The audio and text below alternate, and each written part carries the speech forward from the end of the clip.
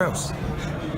Right, so like many of you guys, I've just watched the OLEKSANDR USYK versus Tony Bellew first press conference, and it was pretty good. I enjoyed it. I really did. I know there's like a bit of a language barrier because the USYK English is either virtually non-existent, I think, but it was good. I enjoyed it. I think that Tony Bellew made some pretty good points in this one, where, you know what, maybe OLEKSANDR USYK is overlooking him, as David Haye overlooked Bellew, and many people do as well. And there'll be plenty of people who will still write off Tony Bellew. There's that bit of a saying going around at the minute, don't write off Tony Bellew. And let's stick with that. That's not to say that OLEKSANDR USYK isn't going to beat Tony Bellew, because he certainly can. If anybody's going to cruiserweight, it's OLEKSANDR USYK. Now, this will be for the undisputed plus lineal ring magazine, or all the marbles, as they say. And it will be the very first time that we have had an undisputed fight on British soil.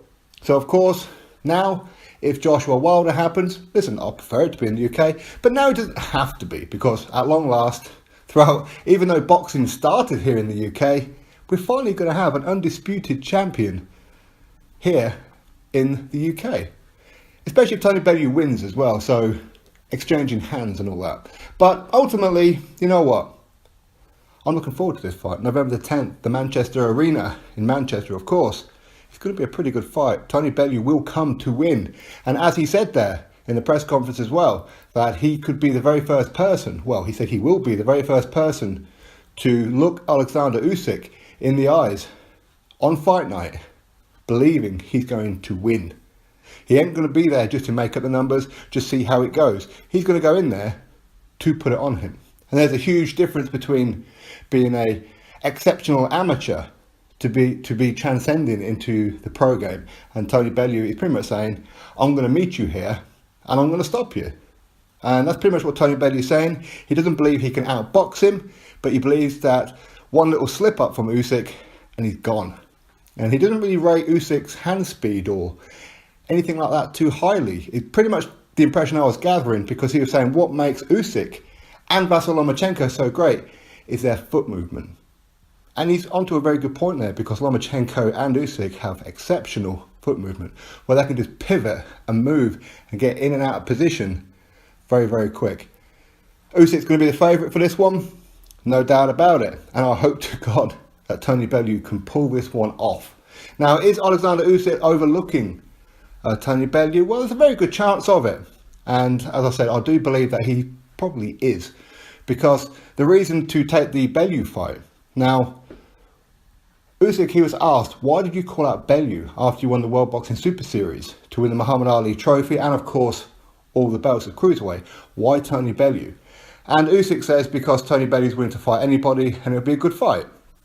That might be true. Personally, I think it's a case of, you beat Bellew, Eddie Hearn's best friend, then Eddie Hearn is going to try and get Usyk back by putting him in there with potentially Anthony Joshua. In other words, cha-ching, big, big money. Now, if he were to beat Bellew, I don't believe he'll get Joshua next after then. He could do, but I don't think he will. I think he'll probably end up fighting a Chisora or Dylan White. That's what I think is probably going to happen. And should he be successful against whoever, then Joshua. But there again, maybe he will fight Joshua straight after. Because if Usyk was to beat Joshua, then undisputed, these belts, or well, I say undisputed, the belts, the heavyweight that Joshua currently has, will still be within the Matchroom stable, because obviously OLEKSANDR USYK has signed a 3-fight deal with Matchroom. So maybe, it's possible. Personally, I don't think so. I think that he'll have a heavyweight fight, and I think that he'll probably give him to Dylan White. Can he get past Dylan White? Well, have to wait and see. We have to cross that bridge when it comes to it. But as of right now, Tony Bellew is the man in front of him. And there's something about OLEKSANDR USYK. He's got that look about him. Now, I know he's like a little bit cheeky. He does some like little quirky things here and there, which is what he done in the press conference, which was quite funny. But he's got that look about him.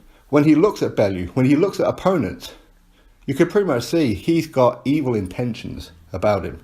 It's not just because of how he looks, but it's a case of he's looking at Bellew like, come November the 10th, I'm going to destroy you. I'm going to mess up your world. Tony Bellew needs to be on his A game for this one, from start to finish.